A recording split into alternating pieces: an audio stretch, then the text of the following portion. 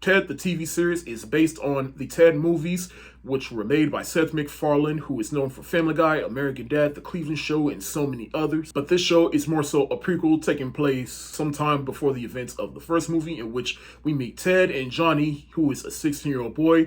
And throughout the show, we see what shaped him into the person that he is when we meet him in the movies. We see how he navigates adolescence while having a best friend who is a sentient teddy bear, and how he navigates his family life. Now, like I said, I reviewed the first Ted for its 10th anniversary, and just recently I rewatched the second film to prep for this film, and just to feel my little OCD mind on reviewing everything Ted.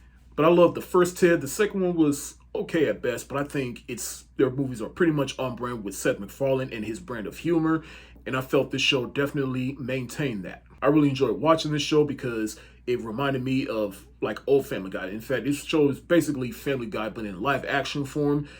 And it's also a great extension of the Ted movie. The show does make references to the movies like the Thunder Buddy song, Flash Gordon, smoking weed. But what I also enjoyed about the show is the fact that it does take place in the 90s, specifically that 1993 to 1994 time period.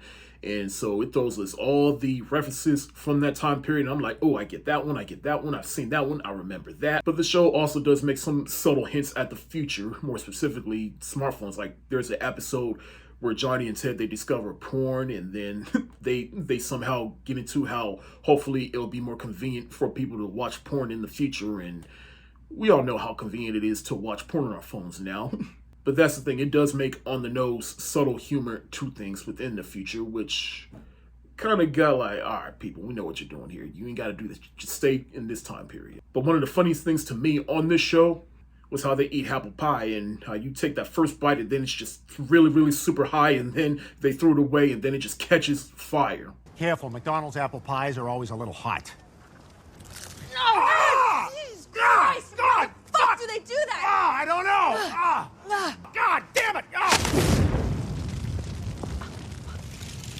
I thought that was super funny because that's how I feel whenever I eat pizza rolls. But Seth MacFarlane, he is still funny in his own right, and especially as his character, it's like he just picked up where he left off. And I also like the casting of Max Bill Hader, I think that's how you pronounce his name.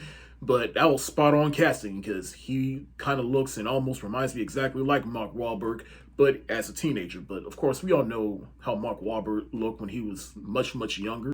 But I just like his journey on the show, and it basically shows everything that shaped him into the person we met in that first Ted movie. But I also like how throughout the show we see him explore things that any teenager would do, like watching porn or dealing with bullies. And the aspect on the show that I also appreciated was there was an episode, specifically the Halloween episode, where Ted and Johnny are not together, and so the two of them got to see what it's like and see what they are outside of each other when they're not together.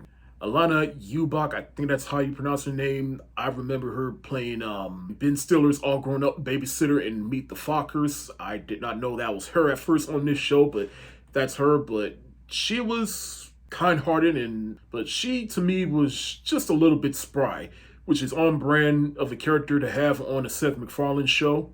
But she was a good-hearted person, and I like how there's an episode where they try to get her outside of her comfort zone into achieving her dreams and being a teenager.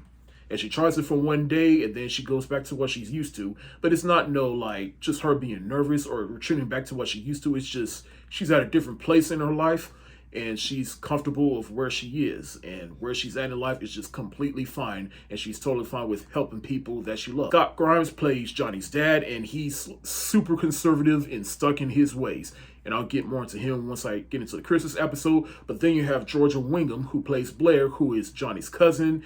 She's living with Johnny and his parents because she attends a nearby school. But I also like the dynamic she adds to Johnny and Ted, because well, think of it like Ted, he's the devil on the shoulder, but Blair, she's kind of like the angel. She's the one that helps him steer in the right direction. Like, look, you can be a shitbag, but still be a good person, if that makes sense.